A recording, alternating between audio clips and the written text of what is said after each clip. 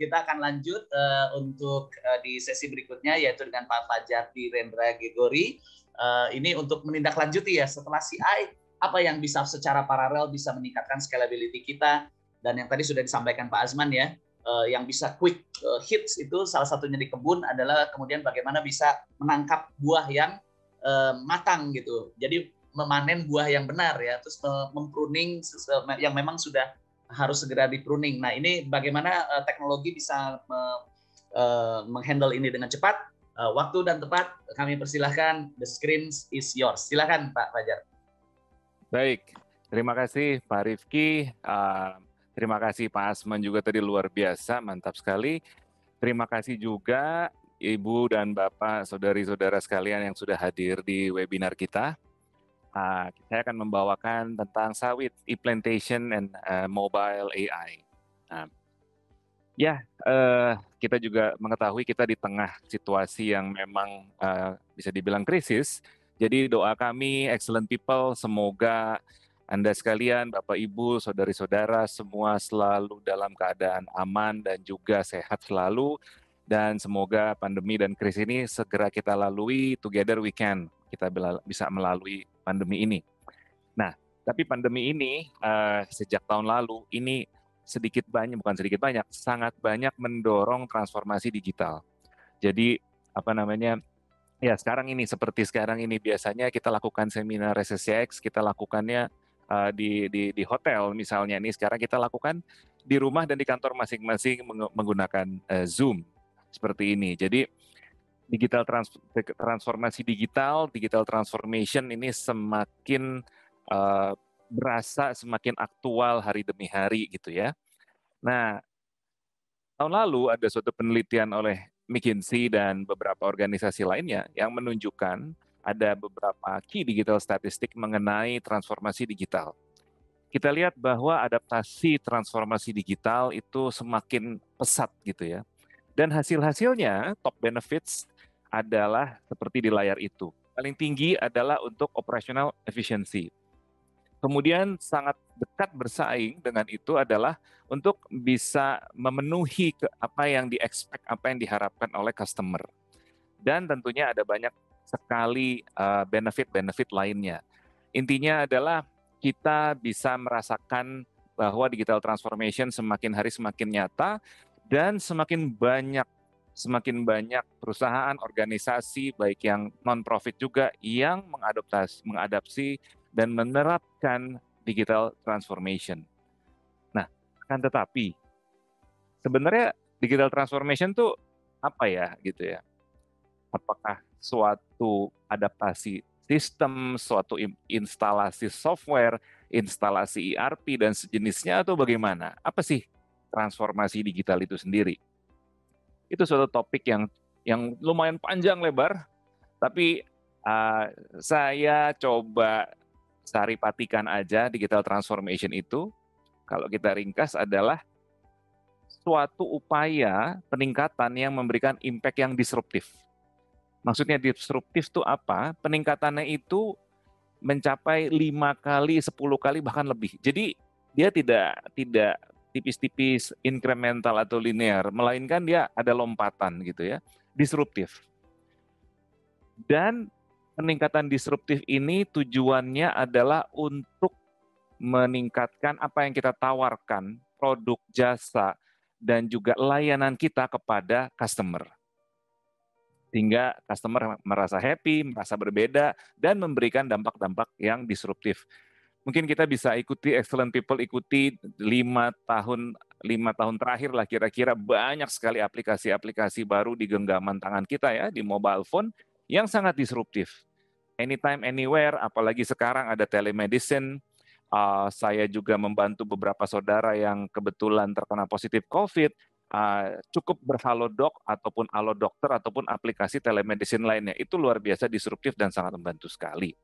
Nah, kemudian ada sesuatu yang perubahan yang mendasar, disruptif. Tadi Pak Asman sudah bagus sekali menceritakan mengenai pentingnya culture changes. Yes, digital transformation juga perlu mengubah cara kita melakukan dan bekerja. way of doing things, cara kita berinteraksi. Ya, salah satu yang sederhana sekali seperti ini. Tapi ada banyak sekali cara yang berubah, yang disruptive, way of doing things. Dan ini kita lakukan secara terus-menerus. Jadi transformasi digital disruptif ini bukan sekonyong-konyong overnight atau semalam langsung pleng berubah. Kayak kita nemu lampu Aladin, kita gosok pleng berubah. Nggak seperti itu. It take time dan harus dilakukan terus-menerus sehingga peningkatannya menjadi disruptif. Jadi disruptifnya ini bukan suatu sulap, bukan sihir gitu, tiba-tiba pleng ada. No. Nggak bisa kita panggil teknologi, ayo pasang software yang bagus-bagus, yang banyak, dan besok setelah go live berubah semua. No, nggak seperti itu. It takes time, it takes process, tapi arahnya adalah disruptif. Nah, itu ringkasan dari digital transformation gitu ya. Nah, kemudian hari ini saya akan membawakan nah kalau teman-teman di continuous improvement mungkin familiar dengan istilah 4DX. Nah, ini saya pinjam DX-nya, saya sebutnya 5DX. Nah, digital transformation seringkali disingkat DT, tapi juga seringkali disingkat DX. Nah, kalau kami melihat DX ini adalah Digital Transformation Experiment and Experience. Loh, kok eksperimen? Kok coba-coba? Kok berani-beraninya transformasi yang serius? Kok kita coba-coba? Ibu Bapak excellent people sekalian, eksperimen bukanlah coba-coba. Itu kalau dulu ada suatu iklan produk ya, buat anak kok coba-coba, buat keluarga kok coba-coba. Bukan yang itu maksudnya. Eksperimen adalah suatu proses terencana, sistematik, terarah, yang embracing failure, yang menerima kalau ini gagal, dan kita harus move on. Seperti tadi dibahas juga, bukan budaya tunjuk hidung. Bukan budaya, oh salah eksperimennya, salah dia, dekat dia, atau mutasi, atau sejenisnya, tidak. Embracing failure, kegagalan adalah suatu progress, bukan suatu tahap mundur, tapi suatu tahap yang maju. Itu adalah eksperimen. Tanpa eksperimen, we're getting nowhere. Jadi kita pakai istilah DX, Digital Transformation Experiments. Ada 5DX yang saya akan bawakan. Nah, ini kayak tanggal lagu, jadi countdown number 5, nomor 5. Apa yang nomor 5? Nah, Ibu Bapak, excellent people mungkin pernah dengar ini, atau bahkan mengikutinya, Society 5.0, Society 5.0. Society 5.0 singkatnya adalah suatu transformasi digital dari masyarakat. The digital transformation of society. Menuju apa? Simple. Menjadi lebih happy dan lebih cerdas. Happier and smarter society. Inisiatif Society 5.0 dipelopori oleh Jepang kurang lebih di tahun 2016. Jadi kalau kita lihat timeline-nya, dari awal peradaban gitu ya, the birth of human beings, awal peradaban, itu dibuat babak demi babak, dan saat ini kita ceritanya baru saja melewati information society. Nah, ini menuju ke 5.0, kita masuk ke Society 5.0, super smart society.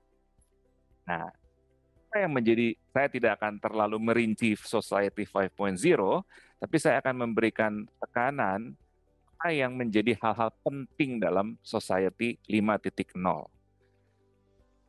Bapak Ibu sekalian bisa melihat itu ada 2 daftar. Yang paling kanan, Society 5.0 itu dipandu oleh apa? Pertama, pendekatan yang human-centric, utamanya manusianya. Kedua, terbuka, berkesinambungan, dan inklusif, melibatkan. Ketiga, didorong oleh eksperimen. Nah, tadi yang saya sempat sampaikan di awal. Experimentation driven. Nah, di sebelah kiri, yang bukan adalah, ini utamanya manusia, bukan pertama-tama teknologi. Walaupun kita bicara digital itu adalah identik dengan teknologi. Yang kedua, ini terbuka, sustainable, melibatkan. Bukan semata-mata economy first. Bukan semata-mata tools untuk ekonomi saja. Yang ketiga, kita para ahli banyak, bagus sekali, tapi bukan kita andalkan terlebih dahulu, oh ini kata si A, oh ini kata si B, makanya diikutin. Tapi melainkan kita eksperimenkan bersama. Para expert itu justru terlibat menjadi dalam suatu eksperimen, sehingga bisa menghasilkan yang disebut co-creation, bersama-sama menciptakan suatu nilai. Bukan karena si A, si B yang ahli saja. Jadi utamanya ini, Society 5.0, Happier and Smarter Society. Nah, countdown berikutnya ke tangga nomor 4, countdown number 4. Countdown nomor 4, dari tadi kita bicara society, nah sekarang kita lebih masuk ke dalam lagi, yaitu Industry 4.0. Nah ini sudah cukup lama, nggak apa ya, sudah 10 tahun sejak dicanangkan sejak 2011, dan kalau di Indonesia mungkin sudah 3 tahun gitu ya, Industry 4.0. Nah dalam Industry 4.0 kita bicara apa? Kita bicara banyak hal, tentunya teknologi menjadi komponen yang utama. Nah, tapi teknologi ini yang menjadi ciri khas dari Industri 4.0 adalah konvergensi dari dunia IT, information technology, dan dunia OT, atau yang disebut operasional, kepanjangannya adalah operational technology. Jadi ada IT, ada OT. Kadang-kadang mungkin orang-orang sering menyamakan, itu pokoknya kalau digital, itu IT lah. Seperti itu. Sebenarnya ada bedanya, IT dan OT. Nah, bedanya kayak gimana? Kalau IT itu I-nya itu information. Jadi ya sistem-sistem yang berkaitan dengan informasi yang terkait dengan sistem cyber seperti di gambar itu, cyber system. Kalau operational technology itu adalah sistem-sistem yang lebih dekat ke dunia fisikal. Contoh langsungnya, kalau bicara OT, misalnya saya ambil contoh di mill atau di PKS, ada mesin-mesin, ada digester misalnya, ada tangki, ada motor, ada conveyor belt. Itu adalah sistem-sistem yang di dunia fisikal, di dunia OT. Nah, sistem-sistem itu didigitalkan menjadi otomatis. Sedangkan di dunia IT, sistem-sistemnya apa? ERP, sistem keuangan, sistem SDM. Nah, dua dunia ini, IT dan OT, ini yang converging menjadi satu. Itu adalah ciri khas 4.0. Industri 4.0 berbicara transformasi digital dari industri. Nah, sehingga kalau kita lihat di sini, di gambar ini, visi 4.0 adalah mengurangi berbagai utilitas, energi, gas, air, uap, dan seterusnya. WAGES itu kalau disingkat biasanya. Mengurangi input, mengurangi biaya, mengurangi emisi, polusi, tapi juga sekaligus meningkatkan kualitas, sekaligus meningkatkan revenue. Nah, itu mah cerita lama, betul. Tapi 4.0 berbicara semua tadi itu dilakukan bisa bersamaan. Nah, kalau yang dulu seakan kita harus milih quality versus revenue, profit versus cost, effectiveness, dan seterusnya, dan seterusnya. Bahkan versus lingkungan, sustainability versus kepatuhan. Di 4.0 kita bicara itu bisa berbarengan. Nah, bagaimana berbarengan? Lagi-lagi kembali ke yang sangat alami. Kan gini ya Bapak Ibu sekalian, excellent people. Saya kira Ibu Bapak mencapai karirnya yang menjadi luar biasa saat ini, mengalami perjalanan menyadari bahwa ketika pikiran, hati, fisik itu nyatu, sinergi, maka perjalanan tuh kayak ringan aja gitu. Tapi kalau pikirannya di mana, fisiknya di mana, hatinya di mana, scattered, maka kita harus milih salah satu. Seperti itulah industri, ketika cyber dan physical dijadikan satu, menjadi satu kesatuan yang sinergi, converging, itu seperti tadi manusia. Semuanya menjadi lebih ringan dan bisa dilakukan dengan lebih besar dan lebih banyak. Ya, kalau masing-masing kita pikirannya mecah-mecah di sana-sini, pastikan kita terganggu dan tidak optimal. Itu yang terjadi di babak-babak sebelumnya, yaitu cyber physical terpisah-pisah. Sehingga peningkatannya itu jadinya ribet. Nah, tapi kalau disatukan, maka itu akan menjadi bisa bersamaan peningkatan, simultan. Dan akhirnya di sisi digital ada yang disebut kembaran digital atau digital twin. Nanti kita bahas lebih lanjut tentang digital twin. Oke, itu nomor 4. Countdown nomor 3. Nah, nomor 3 ini apa? Lebih zoom in lagi. Ini kan kita judulnya kita bicara sawit. Nah, jadi kita bicara dunia sawit itu sendiri. Ada 3 DX yang menurut kami penting dalam palm oil business and palm oil industry. Apa itu? Ya, pertama tadi Pak Asman sudah sebutkan, juga kita taruh paling kiri karena di situ yang quick win pertama, jadi pas banget tadi yang ditanyakan Pak Nandra dan dibahas oleh Pak Asman, plantation, mill, dan supply chain-nya.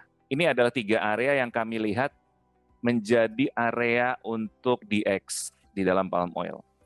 Nah, apa saja masing-masing? Nah, kalau plantation kan kita bicara tempat buahnya, kalau mill pengolahannya, kalau supply chain menggabungkannya, termasuk menggabungkan dengan eksternal, baik supplier maupun buyer dan juga pihak lain.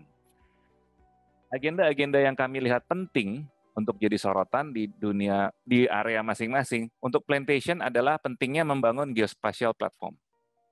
Gampangnya itu kayak ada GIS, seperti gambar di situ. Kita bisa lihat anything secara geospasial dengan lebih rinci. Dan yang kedua adalah mechanization. Nah, di mill, kita melihat pentingnya mengimplementasikan manufacturing execution system. Karena MES ini adalah yang menjadi suatu sistem yang menyatukan dalam satu site, satu mill. Yang bisa membuatnya itu within control, terintegrasi, terpadu. Saat ini kami perhatikan di level-level control system di bawahnya ada, tapi di MES-nya banyak kan masih kosong. Dan tentunya diperlukan integrasi vertikal dari lapangan naik ke atas sampai kepada sistem informasi, ERP, dan seterusnya. Dan di sisi supply chain, penting untuk diterapkan suatu pendekatan push-pull yang terpadu, push to the market, pull dari market, track and trace juga terhadap produknya.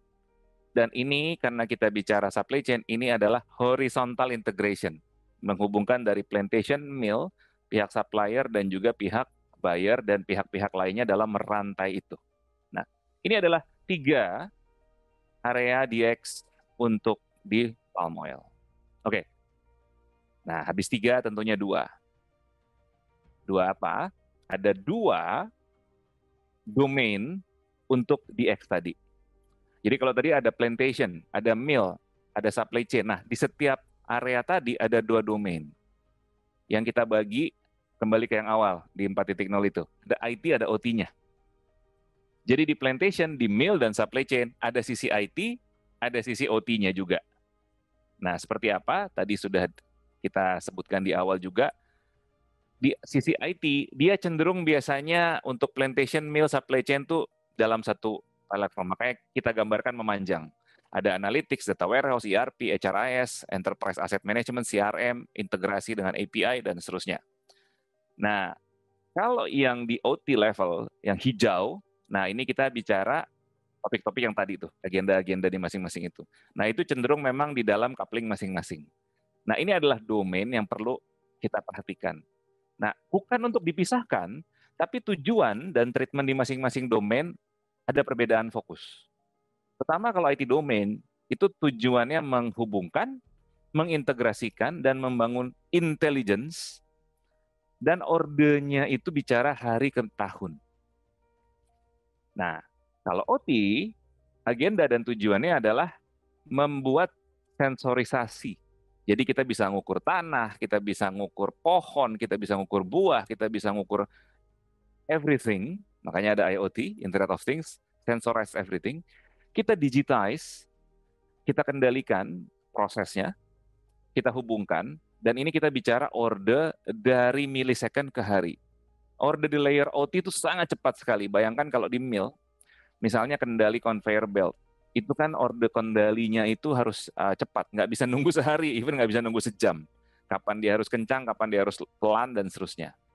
Nah, itu adalah perbedaan fokusnya.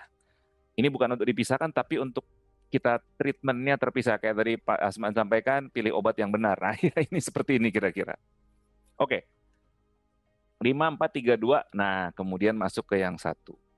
1 ini apa?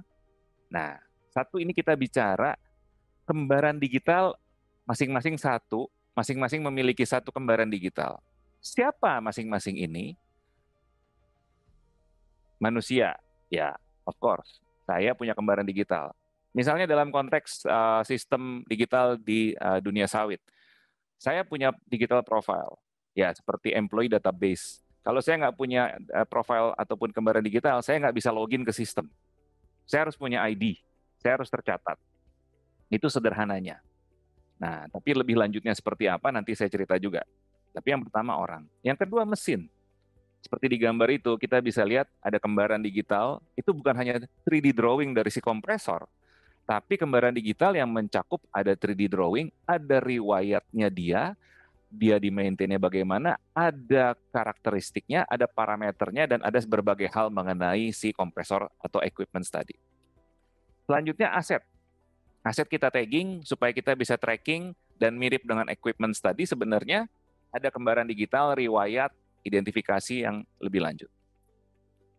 Kemudian material, ya inventory, pupuk dan sejenisnya, ini perlu kita catat dan kita digitisasi.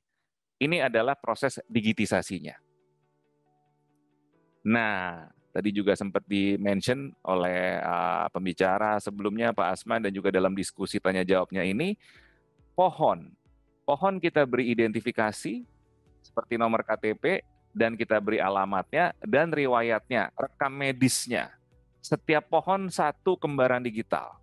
Jadi kalau ada ribuan, ratusan ribu, bahkan jutaan pohon, setiap pohon punya dukcapilnya, seperti itu kira-kira.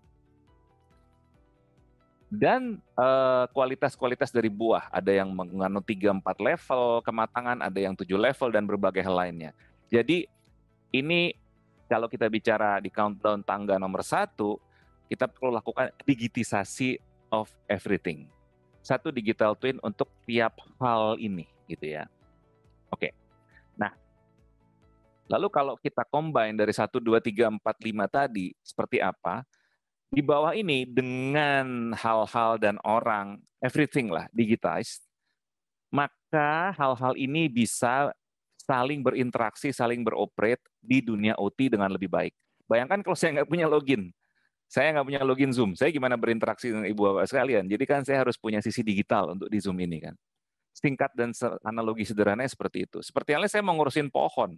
Kalau saya nggak punya kembaran digital pohon, gimana caranya saya mau mengelola itu di dunia digital? Jadi digitisasi dulu, baru kemudian langkah berikutnya ada yang disebut digitalisasi. Nah, ketika ini sudah diurusin di level OT, ini akan memfeeding informasi ke push ke atas ke level ERP dan sejenisnya, dan ini akan menjadi sesuatu yang terpadu sehingga bisa mewujudkan visi 4.0 tadi. Jadi di sini ada digitisasi, digitization of everything, kemudian digitalisasi, nah ini yang tadi Pak Rifki sampaikan di awal, istilahnya beda-beda tipis gitu ya, tapi mungkin kita perlu mulai membedakannya gitu ya. Digitization ada digitalization, kalau digitalization identik prosesnya, kalau digitisasi identik dengan barangnya. Dan akhirnya ketika itu berputar, berakumulasi ke semua area, ke semua domain, itu membangun suatu disruption menjadi suatu digital transformation. Nah, ini adalah bangunannya. Nah, kemudian selanjutnya kami ingin memperkenalkan Semai. Nah, tadi judulnya ada Semainya gitu ya. Sawit e-plantation and mobile AI. Ini suatu framework dan juga suatu solution yang mungkin bisa membantu kita semua. Nah, Semai fokusnya sederhana aja, Ibu Bapak sekalian, excellent people, yaitu di area sini. Capturing data dan melakukan kendali di lapangan. That's it. Tapi nanti dia bisa feeding data ke yang lain-lain dan menarik teman di level sampingnya gitu ya. Nah, kita bicara lebih dalam mengenai Semai ini sendiri. Dan actually Semai ini adalah titik nol, titik mulai. Makanya kita gambarkan x.0, ya kan? Nah, mulainya 1 ada nolnya, nah selalu. 0 adalah titik mulai. Kita adalah suatu titik mulai, the zero point, the starting point. Nah, kemudian sebelum lebih lanjut bicara Semai, ada suatu kerangka kerja yang saya ingin share gitu ya. Nah, pertama, Ibu Bapak excellent people bisa melihat di sebelah kanan ada yang disebut model DIKW, DIKW model. Data, di atas data ketika mendapatkan suatu konteks, data menjadi informasi. Ketika informasi mendapatkan suatu meaning itu menjadi knowledge, dan ketika itu memberikan suatu insight, pengalaman lebih lanjut, itu akan menjadi suatu wisdom. Ini adalah model DIKW, Data, Information, Knowledge, and Wisdom. Model ini sebenarnya adalah suatu dasar juga ketika para ahli dan juga para praktisi mengembangkan yang disebut piramida sistem informasi. piramida sistem informasi. Nah, piramida sistem informasi ini, kalau Ibu Bapak bisa lihat ya, ini sejajar ya. Jadi data di layer sini ada yang disebut sistem-sistem EDP, Electronic Data Processing, atau Transaction Processing System. Nah, ini tugasnya ngambil data. Lalu di sini ada MIS, Management Information System. Ini di layernya information. Di sini ada sistem-sistem ERP itu masuk sini, Ibu Bapak sekalian. ERP masuk sini. Lalu di atasnya, kita bicara knowledge, ini ada Decision Support System. Ini adalah analytics, business intelligence, data warehouse, dan sejenisnya. Ini adalah untuk mengolah informasi sehingga menjadi suatu knowledge. Dan di atasnya lagi ketika digabung dengan pengalaman dan kepakaran dari para pimpinan perusahaan-perusahaan tadi, sesuai judulnya ada Executive Information System. Ini kita bicara wisdom di situ. Nah, jadi ini sangat selaras antara DIKW dan model piramid sistem informasi. Nah, lalu tadi OT-nya di mana? OT-nya di mana? Nah, ini saya ingin perkenalkan, mungkin Bapak Ibu ada yang sudah familiar juga ya, yang disebut ISA 95 model. Nah, ISA 95 model ini berbicara sangat spesifik mengenai level demi level dari suatu sistem automation. Nah, kita lihat ya, level 0 ini adalah aktual physical process. Contohnya, ketika kita melakukan pengolahan di digester, ketika kita melakukan screw pressing, ketika kita mengangkut tandan buah segar dari kebun ke mill, ketika kita lakukan penimbangan digital, proses-proses fisiknya. Nah, level 1 apa? Itu isinya sensor dan kontrol. Kalau tadi penimbangan di jembatan timbang, nah level 1, kalau level 0 bicara physical process, kalau level 1 bicara sensornya, sensor timbangnya itu sendiri, gitu ya, dan alat kontrol yang memang diperlukan. Nah, level 2 bicara mengenai supervisi dari proses-proses tadi. Jadi level 2 ini kita bicara, mungkin kalau di mill itu ada station, seperti itu. Nah, level 2 ini kita bicara sistem kendali di level station. Ini biasanya kalau di pabrik sangat populer istilah SCADA, Supervisory Control and Data Acquisition. Nah, level 3 ini biasanya di level site, di satu pabrik atau di satu estate, seperti itu. Nah, level 3 ini biasanya cenderung bisa dikaitkan juga menjadi suatu kumpulan profit, menjadi suatu bentuk profit center. Kalau kebun atau estate itu kan biasanya suatu PT tersendiri ya. Demikian halnya juga mill atau PKS itu suatu PT tersendiri. Kenapa jadi PT? Karena dia menjadi suatu profit center. Level 3 ini bicara ujung ke ujung dari masuk sampai keluar jadi produk. Gitu. Jadi kalau ada sekian puluh PKS ya berarti akan ada sekian puluh level 3. Nah, level 4 ini sudah business wide. Ini holding, ini perusahaan. Di sini adalah biasanya sistem-sistem yang lebih dekat ke sistem informasi. Nah, mappingnya seperti apa? EDP kalau dalam piramid sistem informasi ini mencakup level 0, 1, 2, dan separuh level 3. Nah, kemudian kalau yang biru, sistem informasi di layer MIS ke atas, maksud saya MIS, DSS, EIS, ini adalah separuh level 3 bagian atas dan level 4. Nah, ini yang memappingkan sehingga, kenapa kita lakukan ini, sehingga utuh kombinasi OT dan IT. Kalau nggak utuh nanti kurang, jadinya nggak kejadian transformasi digitalnya seperti itu. Level 3 ini menarik karena separuh-separuh. Nah, ini yang tadi kami sebutkan juga sebagai MES, Manufacturing Execution System. Ini memang tricky karena mempertemukan dua area itu selalu banyak tantangan gitu ya. Nah, SEMAI kita fokus di level 0, 1, 2. Tapi bisa menyediakan data untuk bisa terintegrasikan ke level 3 dan 4. Seperti itu. Nah, SEMAI ini merupakan suatu zero point, titik mulai, untuk mendigitisasi people, places, and things. Dan nantinya bisa mendigitalisasikan juga aktivitas-aktivitas dan pengendalian target serta kualitas. Nah, bagaimana penerapan ini kalau kita petakan ke dalam kebun? Yuk kita lihat.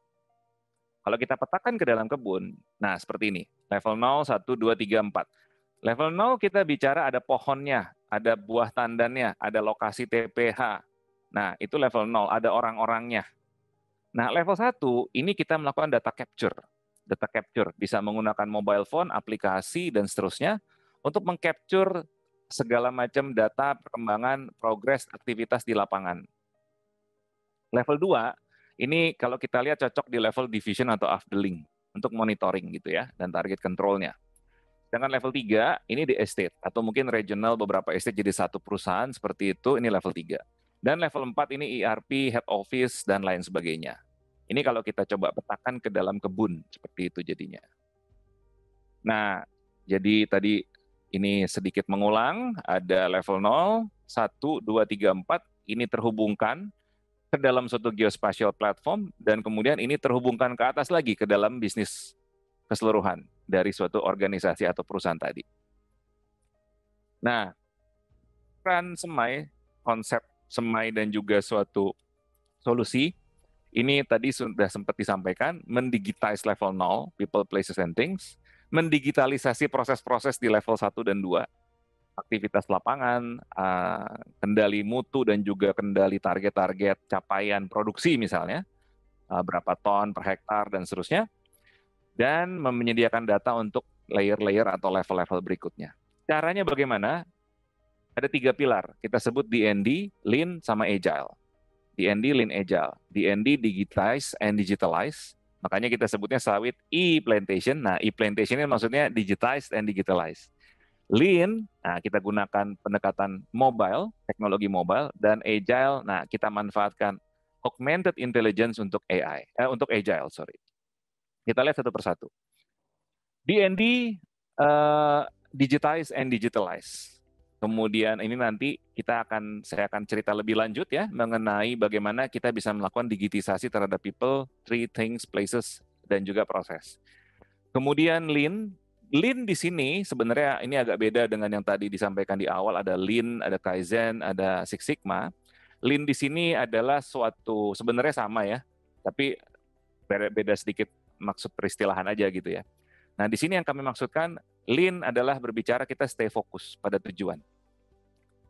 Nah, dan dengan mobile kita bisa collaborate anytime dan anywhere.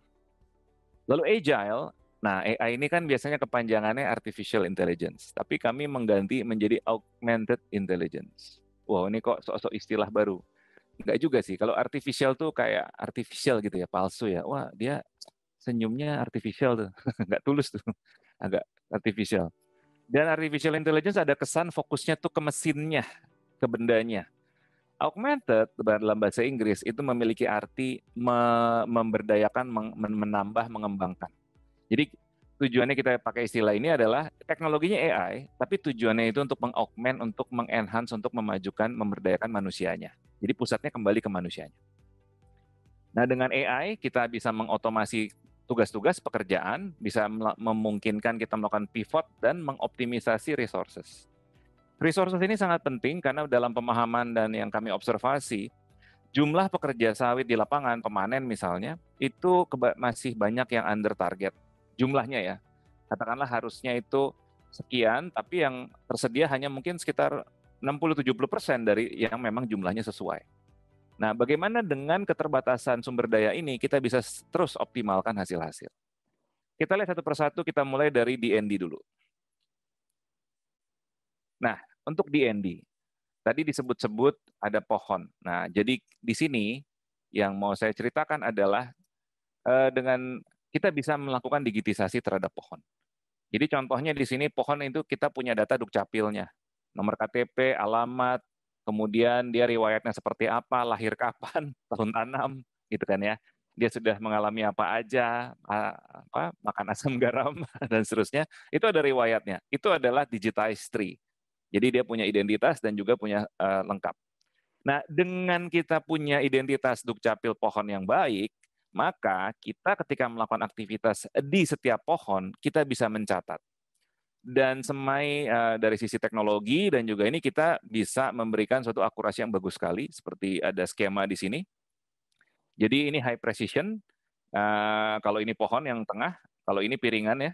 Nah, kalau ini rentang toleransi, rentang toleransi dari piringan ke sini yang hijau muda, ini sekitar 1-2 meter. Jadi intinya adalah memastikan bahwa ketika dilakukan aktivitas di pohon F, maka sistem akan memastikan bahwa memang itu di pohon F, bukan salah di pohon D, seperti itu. Anggaplah digitisasi pohon ini seperti pohon bisa mesen GoFood. Nah, ntar lagi udah makan siang nih ya, mesen GoFood atau GrabFood. Nah, kemudian datanglah si babang Gojeknya, nganterin pupuk atau gosen ngambil tandannya, bener di lokasi, nggak salah rumah. Seperti itu. Selanjutnya, kita bicara, jadi dengan demikian kita bisa melakukan transformasi dari berbasis blok, pengelolaannya bisa berbasis pokok. Sehingga kita bisa melihat profit per tree, apalagi pohon sawit itu kan umurnya puluhan tahun gitu ya. Jadi itu menjadi suatu aset yang jangka life cycle-nya itu panjang. Nah, kita bisa punya suatu mungkin ledger per pohonnya seperti itu. Nah, itu tentang pohon. Selanjutnya people and things. Nah, yang things dulu. Ya, dengan teknologi dan solusi yang tadi ada, kita bisa saya demokan sedikit ini. Jadi misalnya kita nemu semak belukar somewhere di dalam sini. Nah, kita bisa laporkan, kita log datanya, kita foto sebagai bukti. Nah, oke. Jadi kita bisa action dan lokasinya tuh jelas. Jadi nggak yang, aduh kemana ya, kalau mungkin apa Gojek atau apa suka nelpon nanya, Pak rumahnya yang mana, sesuai aplikasi apa enggak. Nah kira-kira gitu. Jadi ini memudahkan untuk apa namanya identify lokasi ya, dan juga digitisasi of things. Belukar, semak belukar itu kita digitize juga bisa gitu. Walaupun dia mungkin nggak lama umurnya ditebang hilang gitu. Nah, dan itu bisa kita lakukan secara offline, nggak cuma nunggu online. Selanjutnya people. Nah, people ini kita juga terapkan teknologi biometrics, tapi tujuannya tidak semata untuk keren-kerenan biometrics aja. Kita melihat people ini sebagai beneficial user, user-centered. Jadi kalau tadi pohon aja punya riwayat, nah tentu saja ini Mbak Siti yang kita identify di sini, ini juga punya riwayat. Riwayat kinerja, riwayat ini, sehingga kita bisa lebih bekerja sama dengan baik, kolaborasi, dan juga meningkatkan produktivitas. Jadi tujuan digitisasi oleh orang bukan hanya sekedar mencatat seorang Siti atau seorang Fajar atau seorang yang lain itu sebagai angka, tapi sebagai individu yang by names seperti itu. Nah itu adalah digitisasi. Nah berikutnya karena ini D&D, kalau tadi adalah things and people, hal-hal. Nah ini adalah yang kita langkah selanjutnya kita digitalisasi proses. Nah ini mohon maaf saya temui juga memang cukup banyak teman-teman di organisasi di sawit yang memang prosesnya kurang lebih ilustrasinya seperti ini. Jadi kelihatan di situ ada apa ya ikon tulis tangan gitu. Jadi maksudnya masih pakai kertas gitu. Nah digitalisasi proses impact-nya adalah menjadi paperless. Tentu saja ada penghematan dengan tidak menggunakan kertas ya. Tapi utamanya bukan itu. Digitalisasi proses memungkinkan kita bisa berinteraksi dengan lebih cepat, dengan lebih tepat, dengan lebih terbuka, dengan lebih transparan, dan melakukan banyak hal dengan lebih bersamaan. Nah, transformasinya adalah digitalisasi proses dari tadi yang banyak kertas-kertas ini, nah ini kemudian banyak HP-HP lah seperti itu, ataupun device yang digital, berbasis digital. Nah, itu adalah tentang D&D. Selanjutnya, kita masuk ke yang Lean. Nah, Lean seperti apa? Tadi sempat saya singgung sedikit, Lean berbicara adalah utamanya kita fokus pada goal. Utamanya kita fokus pada goal. Segala effort kita arahkan untuk mencapai goal itu. Di luar itu adalah waste. Simpelnya gitu. Nah, kalau kita fokusnya ke sana, ya tentu saja segala effort diarahkan ke sana. Berbagai hal yang kurang mendukung ke sana itu adalah waste. Gampangnya seperti itu. Nah, bagaimana kita bisa membantu teman-teman di lapangan untuk fokus on the goal? Nah, ini misalnya kita kasih contoh yang di Semai ya. Nah, ini aplikasi Semai. Nah, pertama tentunya ada rencana untuk mencapai goal tadi. Nah, di sini bisa dibantu dengan Semai untuk melakukan perencanaan taksasi. Biasanya H-1. Mungkin bagi teman-teman di luar sawit, taksasi adalah suatu proses untuk menghitung berapa target panen yang bisa dilakukan, dan berapa jumlah jumlah resources yang dibutuhkan, tenaga kerja panen maupun truk angkutnya. Taksasi dilakukan dengan metode sampling seperti contoh ini. Nah, dari Semai aplikasi akan memberikan namanya sampling kudu random, maka dia akan membuatkan suatu baris pohon-pohon itu kan ada tuh random gitu ya. Nah, ini random, dia akan keluar baris numbernya kayak tadi secara random. Nah, di setiap baris itu si mandor perlu melihat oke, di baris ini ada berapa pohon yang siap panen. Nah, seperti yang tadi nih, mungkin sedikit saya nih. Nah, ini dia minus plus gitu, ada berapa pohon yang siap panen di situ. Nah, dari situ akan ketahuan berapa total sampling yang didapat, lalu kemudian dihitungkan berapa jumlah tenaga kerja yang dibutuhkan dan berapa truk yang dibutuhkan, seperti itu.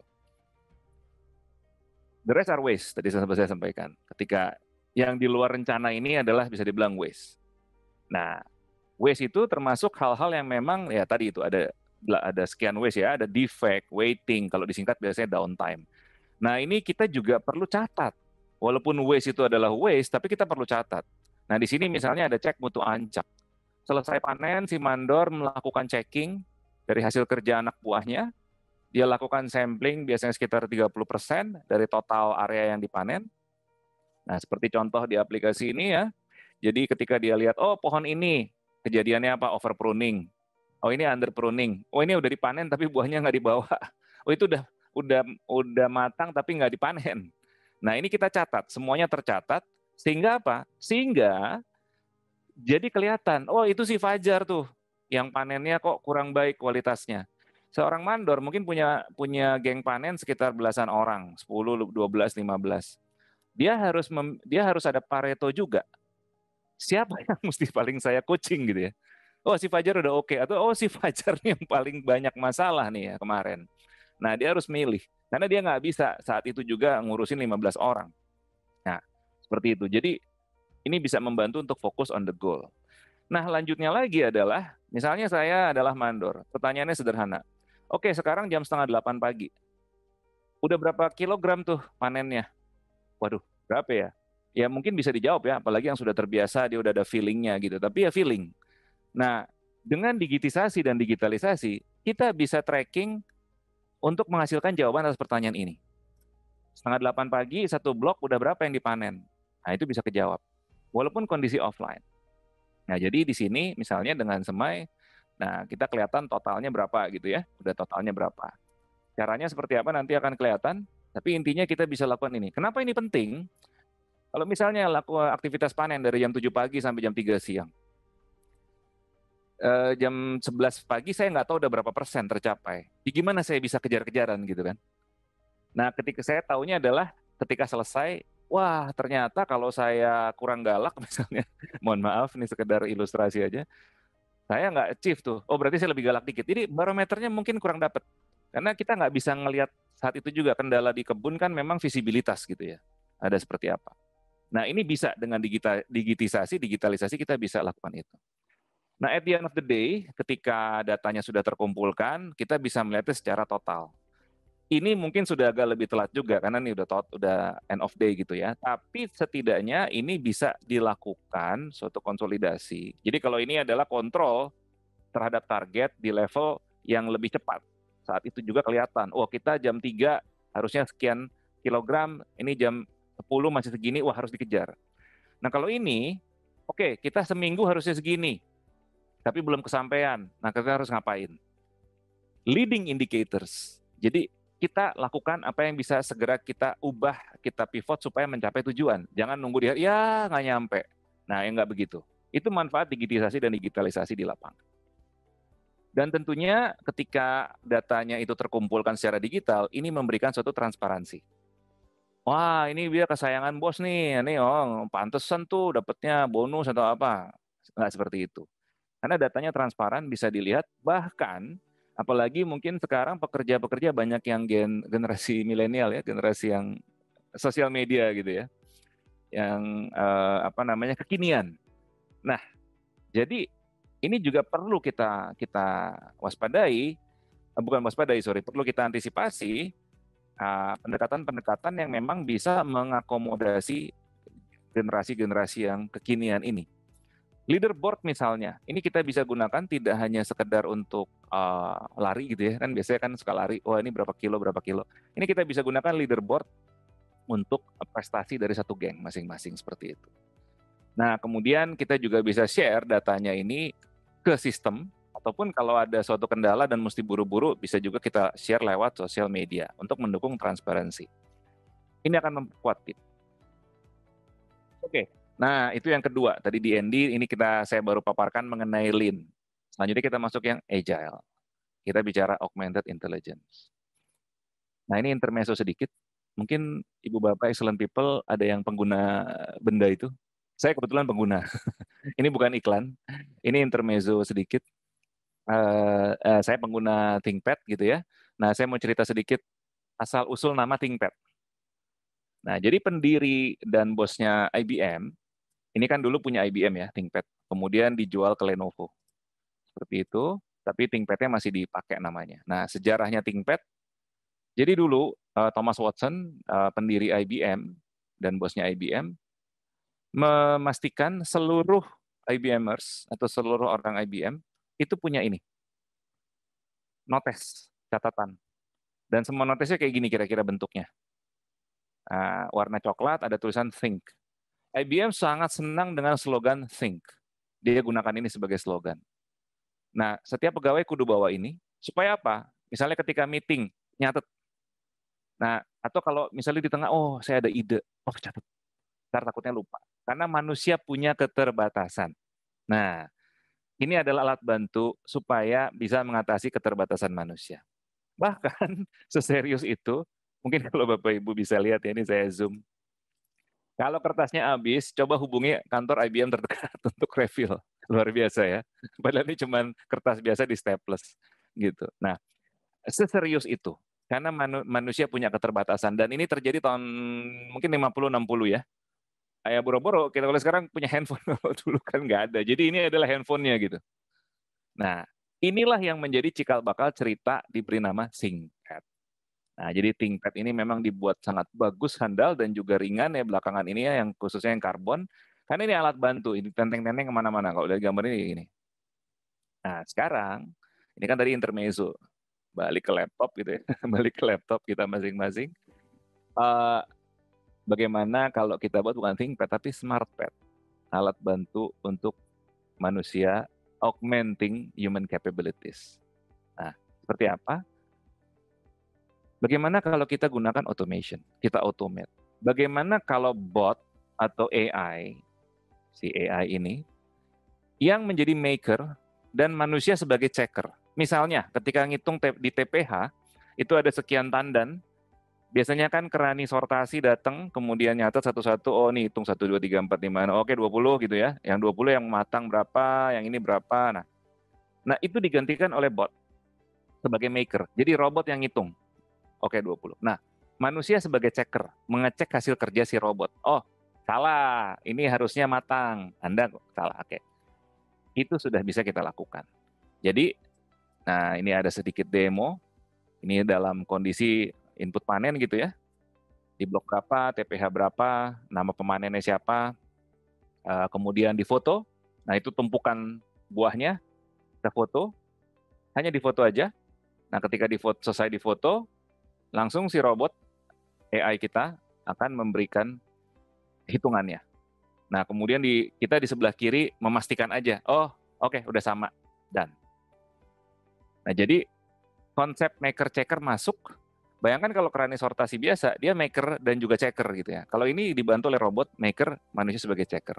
Kebayangkan kalau tumpukannya banyak, aduh yang mana tadi yang nggak matang, yang itu pasti ada kendala. Walaupun berulang dan orang itu sudah berpengalaman sekali. Ini adalah salah satu contoh. Jadi visi kami melihat bahwa AI pertama-tama itu untuk membantu manusia, seperti ThinkPad tadi. Bukan menggantikan. Jadi kalau orang bilang, oh AI menggantikan manusia, iya sih sebagian, tapi utamanya sih sebenarnya untuk memajukan manusia. So it's not about human versus robot atau human versus machine, tapi human with AI atau human with robot versus human nggak sama siapa-siapa. Yang jomblo, misalnya gitu. Nah, mari kita bantu si robot supaya dia bisa bantu kita. Seperti apa? Kita latih. Kayak tadi, ini kurang matang nih, kamu salah nih. Nah, kita latih si robot. Kita foto, robotnya bilang apa? Oh, matang. Oh, salah. Ini nggak matang. Nah, kita latih dia. Itu yang disebut machine learning. Sehingga kita membuat robotnya lebih pintar supaya dia bisa bantu kita. Kalau dia pintar, dia akan bantu kita. Termasuk juga tentunya hal-hal yang kita anggap sepele, seperti kita memasukkan hal-hal mendasar seperti asumsi-asumsi. Asumsi-asumsi misalnya rotasi berapa hari, norma panennya itu berapa, kalau satu truk ngangkutnya berapa, dan seterusnya itu perlu kita kasih tahu si robot, si alat bantu ini supaya dia bisa membantu kita.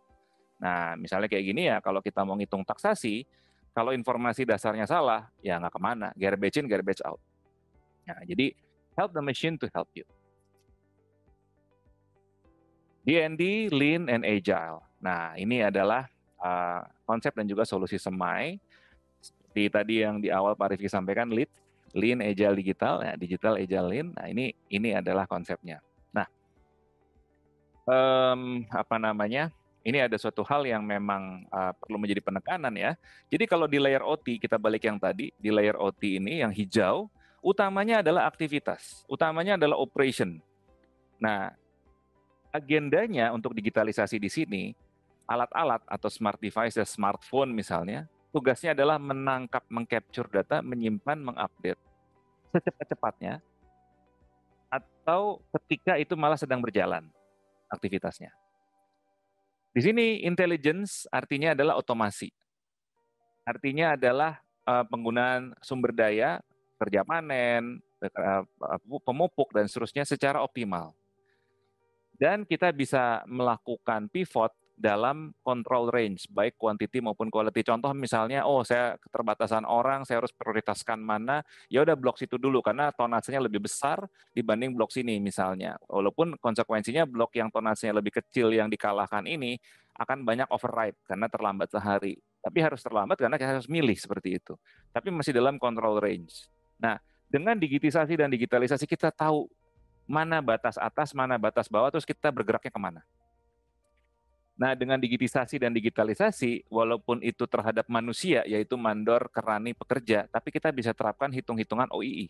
Availability, ada berapa pemanen yang ready, performance, berapa performance dia dengan kita cek mutu ancaknya, dan apa kualitasnya. Performance berapa total yang dia hasilkan, yield, dan kualitasnya.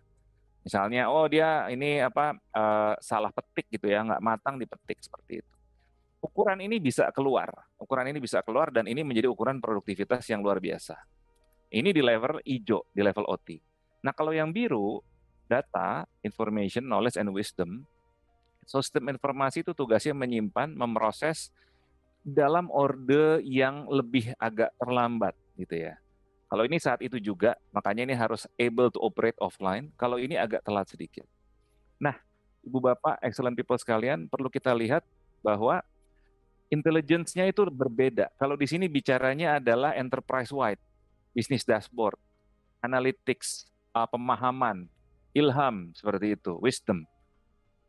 Intelligence-nya beda di atas dan yang di bawah. IT dan OT beda intelligence-nya. Kalau saya boleh berikan ilustrasi gitu ya, ERP nggak sama dengan WhatsApp. Ya iya sih, maksudnya itu obvious. Iya, tapi itu penting. ERP ini mungkin ilustrasi untuk mewakili ini, WhatsApp ini mewakili ini. Ini kayak WhatsApp lah, mirip-mirip. Itu tidak sama. Dan satu dengan yang lain nggak bisa jadi satu extension. Jadi nggak bisa kita extend ERP menjadi WhatsApp atau WhatsApp dipaksa jadi ERP. Itu dua yang berbeda, tapi memang perlu terpadu diintegrasikan. Fase-fasenya untuk melakukan transformasi digital kita bisa bagi menjadi 0, 1, dan 2, 0, 1, 2, 3 gitu ya. Fase 0 kita sebut digital discovery. Nah, ini biasanya kita lihat 1 sampai 2 bulan. Fase 1, fase 0 disebut 0 karena itu masih discovery, starting point. Fase 1 digitalisasi. Ini 2 sampai 3 bulan. Fase 2 itu kita bicara integrasi. Fase 3 kita bicara intelligence. Nah, ini masing-masing 3 sampai 5 bulan. Nah, di fase 0, nah ini kita discover, kita mencari apa nih yang bisa kita prioritaskan. Area mana yang bisa kita lakukan duluan, yang quick win. Nah, ini kita bisa gunakan semua experience. Nanti saya jelasin sedikit di belakang. Nah, sesudah ini kita discover, jadi kita tahu, use case-nya ini, ini yang harus dilakukan ini. Lebih dalam, kita mulai masuk ke digitalisasi. Sebenarnya ini juga dengan digitisasi, tapi itu dicicil di fase 0 juga sebenarnya itu digitisasi. Nah, digitalisasi, proses-proses kita lakukan lebih paperless. Seperti itu. Masuk ke fase berikutnya, integrasi. Dari blok, afterlink, estate, sampai ke atas ini lebih terintegrasi dengan rapi, dan juga secara horizontal dengan mill dan seterusnya. Lalu fase ketiga, intelligence. Intelligence artinya kita masuk ke benar-benar pokok hal, dan kita olah menjadi suatu analytics big data yang besar, sehingga kita bisa menyatukan tadi yang cyber dan juga physical. Sehingga jadi satu semuanya, sehingga intelligent Karena intelijen dia bisa melakukan berbagai hal secara simultan. Nah, tadi di awal disampaikan juga bahwa CI dan continuous improvement dan teknologi saling melengkapi. Betul sekali. Jadi kita bisa menggabungkan yang terbaik dari keduanya menjadi satu. Gambarannya kira-kira seperti ini. Continuous improvement dengan proses mapping, mempersiapkan people and process, dan seterusnya, itu membuka jalan, membuka gelaran untuk teknologi. Ya tadi yang Pak Rifki sampaikan di awal, do not automate wrong process. Seperti itu. Kalau proses salah ya jangan diterusin gitu. Perbaiki dulu, improve dulu, baru di-automate, baru diteknologisasikan. Jadi keduanya dan hasil dari teknologi akan lebih mendorong lagi ke atas, CI-nya bisa lebih jauh lagi. Jadi ini bolak-balik nyambung sekali. As a summary, jadi dari titik nol, kita digitalize, lean, agile, menghasilkan digital twin untuk tiap masing-masing. Kita terapkan itu untuk 2 domain, dari OT naik ke atas ke IT, digabung. Dan 2 domain ini untuk 3 area di palm oil, plantation mill supply chain-nya, sehingga bisa dicapai suatu industri 4.0 vision, yaitu pengurangan input, penambahan revenue, penambahan profit, kualitas, sustainability, kepatuhan secara bersamaan, sehingga ujung-ujungnya everybody happy. Seperti itu. Ini adalah digitization, ini adalah digitalization, dan ini adalah di atasnya digital transformation, dan setelah itu everybody happy. Ya sepanjang jalan juga everybody kudu happy lah ya, seperti itu. Nah, dan Semai di sini positioningnya di 012 dan sebagian 3 supporting untuk digitisasi dan digitalisasi. Kami mengundang Ibu, Bapak, Saudari-saudara, excellent people sekalian untuk kita bersama-sama melakukan Digital Transformation Experiment, DX, kita undang. Nah, kita undang untuk menggunakan Semai X, Semai Experience, Semai Experiments. Nah, itu Queen kalau itu ada QR code ini, silakan Ibu Bapak langsung scan. bisa di-scan ya, Pak Fajar ya. Langsung bisa di-scan di layar, ya. Langsung bisa di-scan di layar. Ya. Tapi ini mohon maaf bagi pengguna iPhone, kita belum pakai iPhone dulu karena kami tahu populasi di sawit masih kecil sekali iPhone di lapangan, gitu. Kecuali para bosnya mungkin ya. Jadi ini masih Android. Ini bisa di-scan, langsung masuk ke Play Store, bisa di-download, sign up dan seterusnya. Ya. Dan juga di kolom chat ya, di kolom chat untuk semua peserta itu dari host SSCX International itu sudah memberikan link ya, boleh mungkin di-share lagi linknya untuk pengingat kepada semua peserta untuk link di mendownload apps ini ya free Semai X ini, dan juga di situ ada WhatsApp. Nah itu silahkan, itu sudah disampaikan di chat ya, bisa di-download langsung, dan juga kalau ada pertanyaan lebih lanjut bisa juga menghubungi tim Semai di nomor yang sudah dicantumkan ya di chat sudah ada, atau langsung bisa scan di sini juga bisa. Baik, excellent people, Ibu, Bapak, Saudari-saudara sekalian, demikian paparan dari saya. Mari kita ngobrol. Oke. Terima kasih Pak Fajar, aplaus dulu untuk terima kasih. Terima kasih, kombinasi yang luar biasa antara Pak Fajar dan Pak Asman. Begini Pak Fajar, ini ada beberapa pertanyaan yang masuk, tapi mungkin sebelumnya saya buka dengan pertanyaan dari ini ya, ada terkait dengan ini. Jadi pada saat kita melakukan, kan bisa aja misalnya saya di company, kita sudah punya ERP Pak. Nah kemudian di dalam ERP, kemudian kami ERP itu salah satunya kan input data tuh ya, input data yang memang kemudian bisa menjadi sebuah dashboard bisnis secara keseluruhan. Nah kemudian kami juga misalnya membuat mobile yang dimana input data itu bahkan bukan dilakukan oleh staff dari finance accounting yang ada di pusat, tapi langsung misalnya oleh pekerja sawit Pak. Jadi langsung dari jumlahnya yang ada di lapangan dimasukkan juga ke mobile, sehingga akhirnya juga bisa masuk ke ERP secara langsung. Nah itu bedanya dengan hal itu apa Pak? Bedanya apa kalau gitu? Apakah itu juga bisa menghasilkan sesuatu yang sama? Nah, itu mungkin dibuka dulu dengan seperti itu Pak. Baik Pak Rifki, ini saya kira ini pertanyaan bagus sekali, dan memang kalau yang saya amati banyak juga yang memang melakukan itu.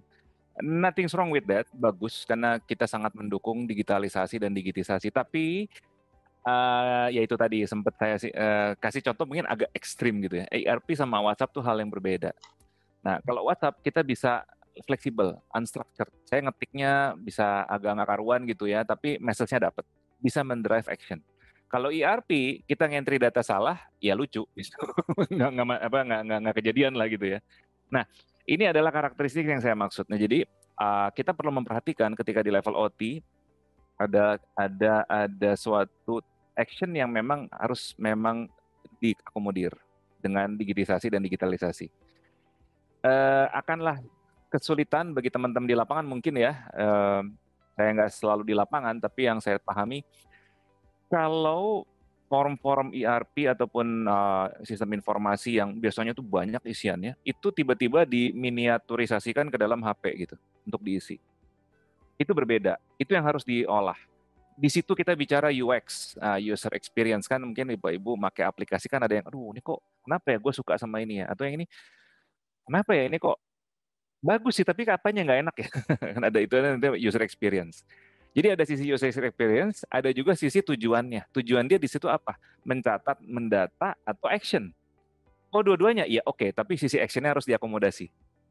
Ada kesan bahwa kalau itu ada dibuat miniaturisasi dari ERP ke dalam suatu mobile, jadi bagian actionnya itu ketika dia harus ngawasi justru nggak didigitalisasikan. Hanya suruh nambah kerjaan nyatet. Seperti itu. Padahal yang kita digitalisasi itu adalah action di lapangannya itu juga. Nah itu yang tidak tercover dari ranah IS atau ranah yang biru tadi. Karena memang beda, bukan masalah keterbatasan kemampuan. Orang IT bisa membuat yang di bawah ya, kayak tim kami ya, orang IT semua gitu kan ya. Tapi ini masalah domain ya Bapak Ibu sekalian. Ini bukan bicara, oh itu bukan teknologinya IT, bukan. Ini masalah domain. Di atas bawah ada IT-nya juga gitu. Seperti itu Pak Rifki mungkin. Oke. Ya. Berarti kalau gitu, kalau yang ERP diminiaturisasi bisa dilakukan, hanya saja tidak memberikan, ini resource terbatas, ada orang nggak masuk satu, ini mesti ngapain, itu tidak memberikan smart assistant seperti itu ya Pak? Cenderung terbatas menurut saya, karena ERP kan sebenarnya buku yang mencatat gitu ya. Buku besar digital yang mencatat keluar masuk resources, rencananya, UUD gitu kan, ujung-ujungnya duit. Tapi bagaimana kalau WhatsApp, kenapa tadi kami beri contohnya WhatsApp? Misalnya saya janjian sama Pak Rifki di kilometer berapa kita mau keluar kota. Tapi itu macet banget. Saya kan, Pak Rifki geser kilometernya, set. Kan. Nah, ada actionable information seperti itu. Jadi kata kuncinya di actionable information ya. Yes. Jadi kalau memang hanya menurunkan dari ERP di level mobile, itu fungsinya hanya mencatat saja, tapi tidak memberikan guidance bagi katakanlah mandor atau leader di lapangan untuk, waduh ini resource lagi segini, ini nggak masuk, ini kurang, waduh belum tercapai target, saya harus ngapain? Itu nggak ada asistennya ya. Kita hanya murni mencatat saja. Kita seakan-akan itu fokusnya digitalisasi di layer information technology tadi yang biru itu, tapi kayak kurang mendigitisasi yang di layer hijau. Kurang mendigitalisasi di sana. Padahal ini butuh dua-duanya. Seperti itu mungkin Pak. Baik, ya. Terima kasih Pak Fajar. Ini sudah ada pertanyaan juga silakan. Dari Pak Jamiluddin Abdullah dari Binamas. Monggo Pak. Ya. Pak Jamiluddin untuk unmute, silakan langsung untuk bertanya kepada Pak Fajar, silakan. Ya, silakan Pak. Pak, terima kasih Pak Fajar. Untuk mengenai bot S-Maker tadi saya sangat setuju Pak ya. Kebetulan saya ini merupakan staf di sortasi Pak, di bagian sortasi. Nah tapi sekedar pendapat saya, mungkin nggak Pak ya, kadang saya sering berpikir itu seperti sebuah koper itu Pak, koper yang masuk di bandara, nah ada infrarednya, mungkin bisa ditaruh di seperti itu Pak, di hopper itu, nah kita jadi lebih, ini buang mentah nih, langsung kita buang ke sebelah sana, nah di sana kan ada stempelnya, jadi kita bisa tracing, kita bisa paritukan lagi kan, kita bisa bangun culture-nya, mana yang sering panen buah mentah nih, nah, kita bisa mulai dari sana. Karena sering terjadi Pak, kadang-kadang di sortasi itu sampelnya itu kadang-kadang tidak mewakili Pak. Nah, jadi mungkin bisa kita buat di elevator fruit itu, di hopper itu kan bisa seperti itu. Ketika lewat dia, oh ini matang nih, ini lewat. Oh ini mentah, ini punya siapa? Ini Bahkan seperti yang di Lost Fruit-nya juga Pak, mengenai FFA-nya juga Pak. Terima kasih Pak. Baik, Pak Baik. Jamiluddin, siap. Ya. Terima kasih.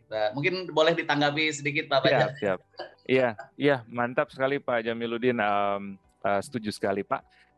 Itu juga kenapa tadi kita mention bahwa salah satu agendanya mechanization Pak. Nah, ini memang kalau kami perhatikan, ini excited sekali ya. Jadi kalau kami ikuti di dunia sawit, banyak sekali perkembangan pertumbuhan teknologi, dan memang kita lihat arahnya ke sana, mekanisasi, otomasi, mekanisasi seperti tadi yang di pesawat tadi. Ini kalau nggak matang plus, gitu kan. Geser-geser itu. Betul, nah itu memang ke sana arahnya. Nah ini kita nggak bisa sendirian, kalau kami kan memang dari consulting dan juga kebetulan kita create application gitu ya. Tentunya kerjasama dengan pihak-pihak yang memang lebih banyak fokus ke machine maker atau mekanisasi seperti gitu, of course. Nah ini bareng-bareng. Nah ini kan kita bangun super team gitu ya, bukan jadi superwoman atau superman seorang-seorang seperti itu. Mungkin tanggapan saya itu setuju sekali Pak, itu bisa banget, dan memang dengan teknologi bot as a maker tadi, ya itu bagian dari kontribusi yang bisa digabungkan menjadi satu yang lengkap tadi Pak. Oke, terima kasih Pak Fajar dan Pak Jamiluddin. Baik, ini sudah ada pertanyaan juga dari Pak Emal Demaliano. Bagaimana mendigitalisasi yang ada kaitannya dengan dampak lingkungan, Pak?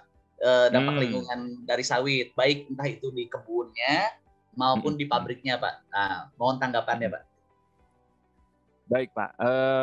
Ya, kebetulan salah seorang C-level kami, CTO kami sih pernah mengembangkan yang mirip ya, pencatatan lebih spesifik itu untuk pelaporan ke Proper Award. Proper Award tuh dari KLHK ya. Nah, itu bisa sekali dilakukan. Tentunya kita butuh digitisasi lagi. Jadi yang kita digitisasi ini limbahnya gitu. Nah, gimana mendigitisasi limbah? Kita butuh sensor. Nah, sensornya karena limbahnya ini di tempat yang kurang baik untuk keamanan keselamatan manusia, ya tentunya harus remote. Makanya ada IoT sensor, Internet of Things. Karena itu ditaruh di posisi-posisi yang kurang nyaman, kurang aman buat manusia, jauh. Nah, itu tanamin sensor, dari sensor akan transmit data, kemudian data itu kemudian dikumpulkan menjadi suatu monitoring. Itu langkah pertama, kita monitor, Pak. Kita kumpulkan datanya, karena we cannot manage what we cannot measure, kan gitu ya. Kita nggak bisa kelola sesuatu yang nggak bisa kita ukur. Berarti kita kudu ukur dulu gitu. Nah, setelah kita ukur, jadi kita tahu, oh ini lebih dari batas, ini masalah nih ya. Kita zoom in ke sana. Yang pertama itu. Yang kedua, ya dengan tadi yang kita digitisasi things dan juga digitalisasi proses, itu semua terekam. Ada rekam jejak digital. Nah, kalau apalagi sekarang di dunia medsos, Ibu Bapak mohon hati-hati di medsos, karena kalau kita hate speech apa itu selamanya terekam di jejak digitalnya ya. Seperti halnya juga itu. Dengan digitalisasi dan digitisasi ada rekam jejak digital, ini juga bisa kita trace back. Ada track and tracing. Sehingga kita bisa lihat, oh kalau dihubungkan data lingkungan tadi dengan data proses yang terjadi, kita lihat, oh kita bisa melihat korelasi. Oh gara-gara ini, maka aja dampaknya itu.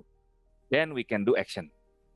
Kalau kita kumpulkan datanya, data lingkungan, data limbahnya aja, tapi data prosesnya scattered, ini kenapa begini? Orang, kenapa ya? Nggak tahu. Akhirnya kita harus observe lagi di lapangan. Tapi kalau kita punya data proses, oh si ini melakukan ini, oh jelas langsung gitu. Bukan untuk tunjuk hidung, tapi transparansi. Jadi kita tahu for the sake of improvement. Mungkin mudah-mudahan bisa menjawab. Oke, thank you Pak Fajar. Oke, baik teman-teman yang lain silakan kalau ada yang mau bertanya langsung di raise hand saja atau juga ke kolom chat atau ke kolom question and answer atau langsung raise hand. Nah, itu bisa nanti kita bisa allow untuk unmute ya. Silakan Bapak Ibu. Nah, sambil menunggu Pak Fajar, ini terkait dengan tadi kan ada barcode ya.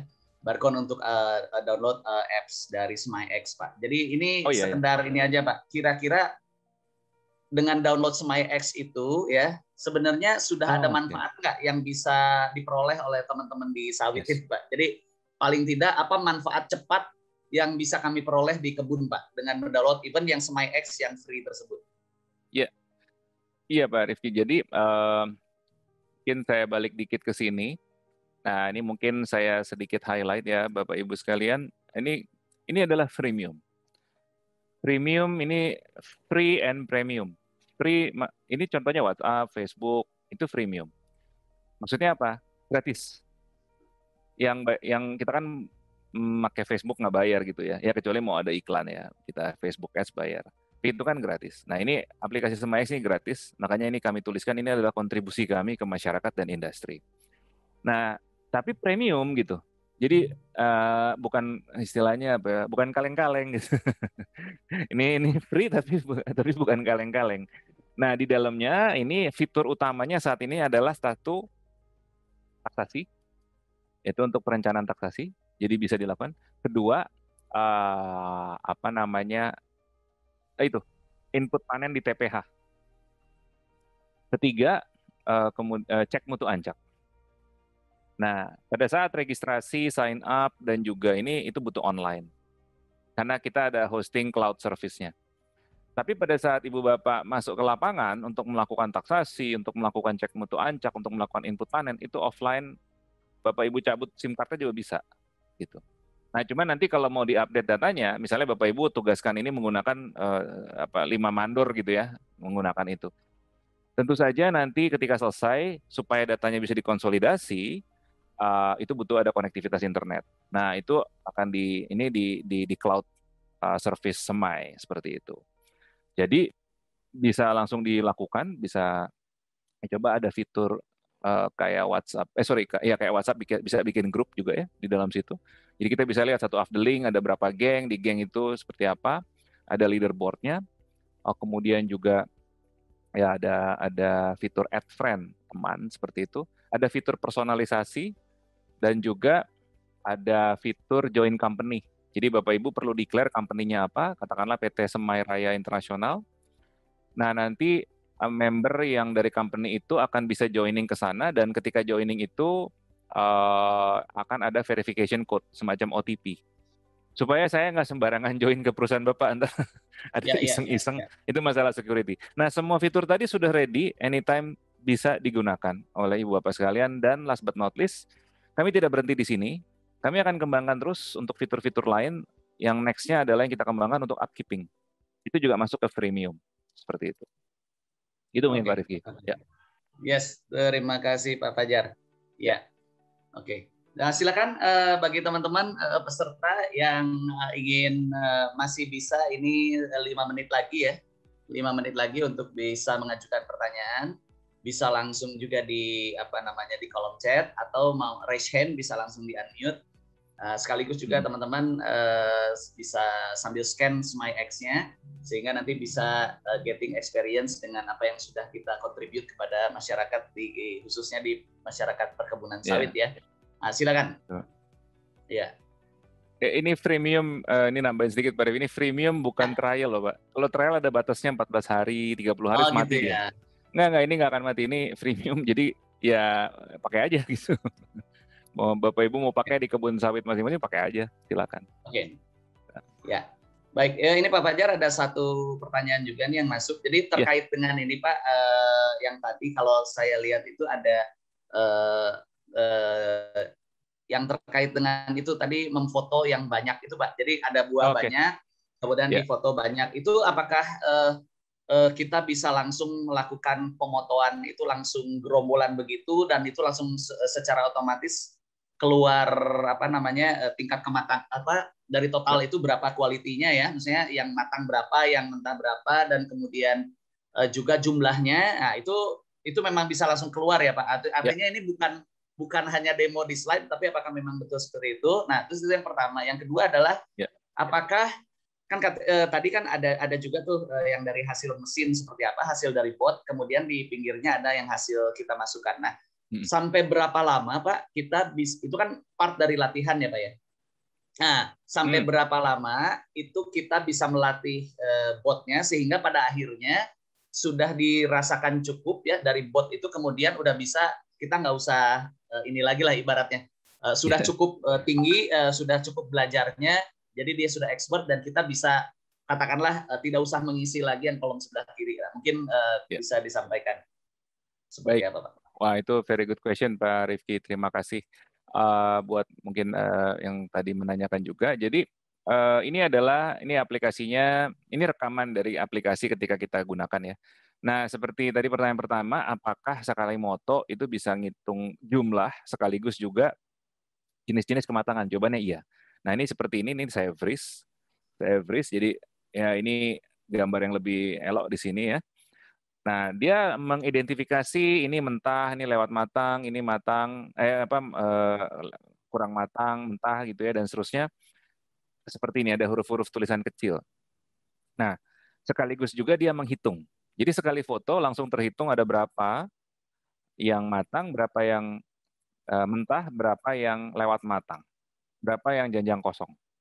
Nah, jadi jawabannya, nah ini makanya langsung keluar nih, langsung. Jadi satu foto akan langsung keluar ini gitu ya. Nah, yang kedua, kalau yang ngisi ini Pak Rifki, jadi ini adalah human as a checker. Jadi di sini human as a checker, dia mengecek, oh udah sesuai 6, sesuai 3 gitu ya. Nah, kalau human as a checker kami sarankan sih tetap kita lakukan. Artinya karena fungsi checker selalu perlu gitu ya. Nah, itu tetap kita lakukan. Nah, akan tetapi kapan kita bisa percaya bahwa itu sudah benar? Yaitu, nah ini masuk ke yang, pencet. Ini masuk ke yang berikutnya. Ini training. Nah, ini adalah trainingnya. Kita melatih si AI, si robotnya, lewat matang dan seterusnya gini. Nah, biasanya sih best practice kami ketika kita lakukan training sekitar 2 minggu sampai 4 minggu untuk berbagai kemungkinan jenis kematangan itu sudah sangat baik hasilnya. Sudah sangat baik. Nah, it will take some time. Nah, kenapa 2 sampai 4 minggu? Ya sebenarnya kalau Ibu Bapak sudah siap sejibun contohnya sih sehari juga selesai. Oh, maksudnya okay. Jadi maksudnya berapa 2 banyak 4 minggu pengambilan tuh. itu ya? Ya, Iya, itu kan data butuh. setnya ya. Nah, gitu. Ini bukan masalah yang nyerap ilmunya, yang masalah trainernya gitu kan. Yang nyerapnya ini cepat sekali sih, AI kan cepat sekali, tapi yang trainernya kan mesti nyiapin itu tuh. Nah, jadi kombinasi semua itu sekitar 2-4 minggu waktu training dengan sekian banyak kombinasi data. Misalnya Ibu Bapak menerapkan ada jenis-jenis kematangannya berbeda. Nah, ya akan sesuai dengan itu sih jumlah kombinasinya. Oh, oke. Gitu. Nah, biasanya Ya. durasi 2 sampai 4 minggu lah. Ya. Dan ini sudah ada di SMIX ya, maksudnya Pak. Apakah harus ke SMI Pro? Sudah. Oh, Ini sudah tersedia di SMIX. Oh, oke, baik. Ya. Baik, pertanyaan berikutnya dari Pak Nandra. Monggo Pak Nandra untuk langsung unmute. Silakan Pak Nandra.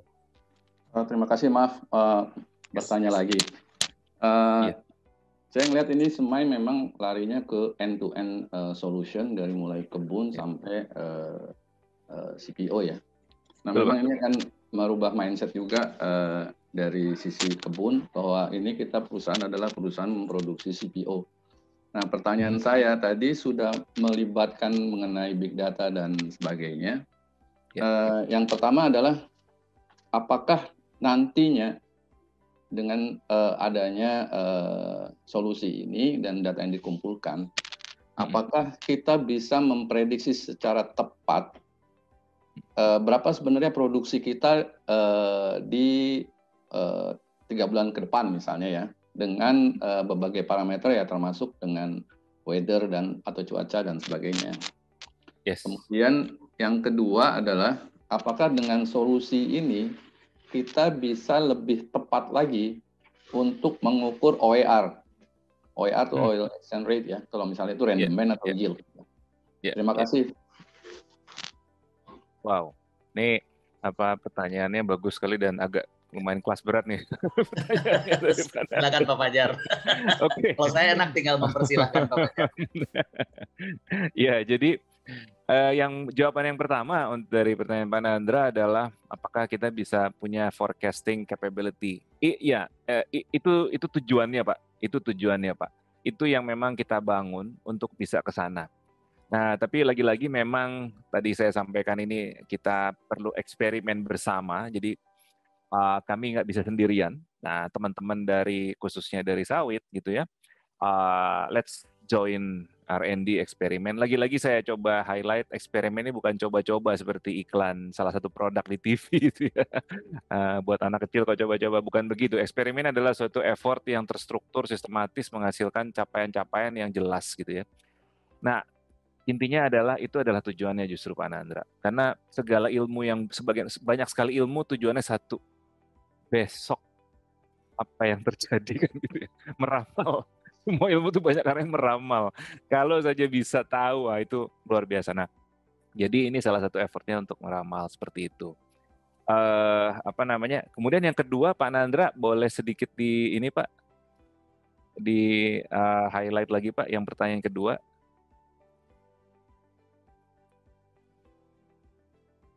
Oke, Halo Pak. halo. Iya Pak, iya Pak. Oke. Apakah dengan solusi ini kita bisa lagi menghitung OER dengan lebih tepat? Karena memang Ya. mungkin di beberapa tempat ada experience, mengenai nilai OER ini begitu turun, kita cari masalahnya itu apa, agak sulit gitu ya. Naik juga dicari kenapa naik, agak sulit juga gitu ya. Apakah solusi ini bisa untuk men-shoot problem utama itu? Terima kasih. Siap Pak Nandra. Oke, jadi thank you Pak Nandra. Jadi kalau saya lihat yang pertanyaan pertama arahnya ke depan, yang pertanyaan kedua arahnya trace back. Kalau OER-nya kenapa-napa, ini apa sebabnya sehingga bisa ke depan lagi gitu kan. Jangan lakukan ini supaya OER-nya nggak kenapa-napa.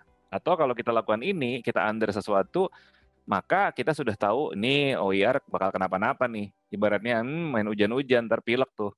Kan gitu ya. Maksudnya kayak gitu. Pak Fajar, boleh saya bantu Pak Fajar? Boleh Pak Asman, boleh Pak Asman. Ya. Silakan Pak Asman. Ya.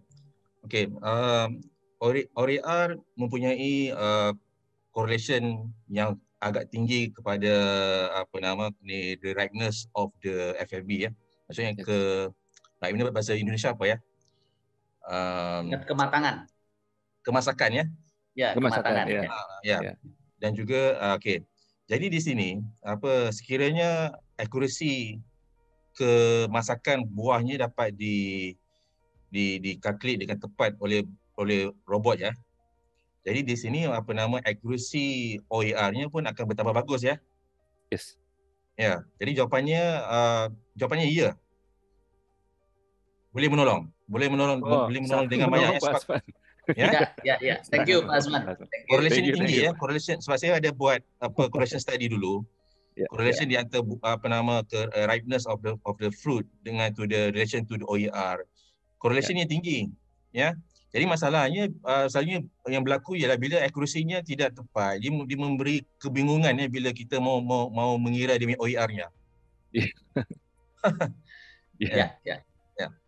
Oke. Thank you. Ya. Thank you Pak Asman. Semoga bisa menjawab tambahan ya untuk Pak Nandra juga. Monggo Pak Fajar ada tambahan lagi silakan. Iya, itu udah yang esensial sekali yang Pak Asman sampaikan untuk menjawab pertanyaan Pak Nandra. Tambahannya sih ya tadi artinya kita bisa trace back ini kenapa OER turun, kita compare correlation dengan data ripeness-nya yang tercatat di sini. Dan ketika ini menjadi suatu data series, kita bisa learning menjadi suatu knowledge dibalik. Jangan sampai ripeness-nya lewat apa supaya OER-nya tidak turun. Nah ini jadi bisa seperti itu sih Pak. Baik. Oke, terima kasih Pak Nandra dan Pak Fajar. Boleh ini satu lagi ya. Ini ada satu lagi ini dari Pak Sultan. Pak Sultan Salahuddin ya. Beliau menanyakan kira-kira Pak dari tingkat akurasinya berapa persen atau by warna atau BRD. Ini ada saya kurang paham BRD apa ini istilah teknologi atau apa ya? Silakan. Oke. Thank you. It's a good question Pak. Akurasi kalau di dunia AI khususnya untuk image processing, image classification dan detection, biasanya kita refer ada suatu ukuran yang disebut F1 score. F1 as in Formula One itu, tapi bukan Formula One. F1 score. Nah, F1 score kami so far tinggi, bagus Pak, 99, artinya itu sebenarnya F1 tidak sama persis dengan akurasi, tapi bisa dianggap mencerminkan yang dimaksud gitu ya. Artinya akurasi sudah sebagus itu. Tapi kami being open, makanya ini kita sebut eksperimen. Kalau tidak eksperimen, artinya kan tuding-tudingan. Oh itu Fajar bikin semai nggak bener tuh. Akhirnya tidak ada progres. Nah ini kita eksperimen. Makanya kita perlu bareng-bareng Bapak Ibu sekalian. Karena banyak sekali kemungkinan variasi kondisi. Ketika Bapak coba di lapangan Bapak, misalnya tadinya 99, ini turun 97. Oke, kita akan drill down bareng. What can be improved supaya balik ke 99 di tempat Bapak, seperti itu. Nah itu bicara akurasinya, seperti itu ya. Jadi akurasi suatu hal yang sifatnya collaboration juga Pak. Kalau saya ambil contoh sensor, misalnya transmitter, flow meter, temperatur, kan juga ada yang disebut kalibrasi. Bahkan kalau terkait dengan perdagangan, ada dinas metrologi yang melakukan pera seperti itu. Mirip seperti itu juga. Kita bisa lakukan kalibrasi bersama, dan juga ini sehingga itu bisa improve. Nah, kemudian bicara metode, di sini kami combine metode untuk detection, tracking, dan juga classification. Dan kita masukkan berbagai variabel, warna menjadi salah satunya, dan juga kontur, dan tadi kombinasi dengan object detection dan juga permukaannya. Dan kami aware juga bahwa permukaannya belum tentu homogen, sehingga memang itu pentingnya kita combine dengan teknologi lain, jadi dia bisa ngambilnya itu lebih sifatnya kalau di ini men-tracking di objek, jadi di lock objeknya seperti itu, di lock. Oke, yang ini gitu. Takutnya dia kecampur sama yang sampingnya, pinggirnya, jadi di lock, dikotakin seperti itu. Nah, generally seperti itu. Kalau detailnya cukup banyak aspek matematis. Iya. Ini pertanyaan masih bermunculan sebetulnya, tapi ini mohon maaf karena memang waktunya ini sudah di penghujung acara. Jadi ya mohon maaf Pak Johnson Sinaga, terima kasih tadi sudah mau mengajukan pertanyaan, tapi karena kalau kita bahas ini menarik terus ya untuk kita bahas. Namun berhubung waktu ini terbatas sampai jam 12 dan tinggal 1 menit lagi, terima kasih kepada partisipasi seluruh peserta yang sudah menghadiri webinar kali ini. Dan terima kasih kepada Pak Fajar Direndra Gregory dan juga Pak Azman Syah Mohamed Nur yang sudah memberikan insight dari dua sisi yang saling bersinergi, yaitu continuous improvement dan juga digital transformation. Semoga apa yang disampaikan oleh kami pada hari ini dapat memberikan insight, inspirasi bagi teman-teman praktisi di dunia perkebunan sawit di Indonesia pada khususnya dan di Asia Tenggara pada umumnya. Semoga bermanfaat dan kita akan bertemu lagi di kesempatan webinar berikutnya dengan topik yang lebih menarik lagi. Dan ingat untuk juga sebagai bahan evaluasi dari penyelenggara SSIAC Internasional, kami mohon kepada Bapak Ibu peserta untuk ingat untuk ngeklik link di chat yang ada di kolom chat di all attendees untuk memberikan feedback ya, form feedback untuk webinar hari ini sehingga kami dapat terus-menerus melakukan improvement. Demikian dari saya. Assalamualaikum warahmatullahi wabarakatuh. Ya, gimana? Pak Rifki, izin Pak, maaf, mungkin untuk Pak Johnson Sinaga dan Bapak Ibu lainnya bisa scan ini. Kalau mau ngobrol, kita bisa chatting ini. Kalau di scan, ini akan diarahkan ke WhatsApp gitu ya. Oh siap. Monggo langsung scan yang belum sempat bertanya hari ini. Monggo ini sebelum layarnya ditutup ya Bapak Ibu, di scan dulu. Nah, itu nanti untuk segala ini. Mungkin boleh Pak barcode-nya di ini dulu. Oh iya. Stay safe, stay healthy, stay positif ya. Sambil mengisi survei. Monggo untuk di scan. Demikian dari kami SSIAC Internasional. Terima kasih kepada semuanya. Aplaus untuk kita semua. Wassalamualaikum warahmatullahi wabarakatuh. Thank you. Waalaikumsalam warahmatullahi wabarakatuh.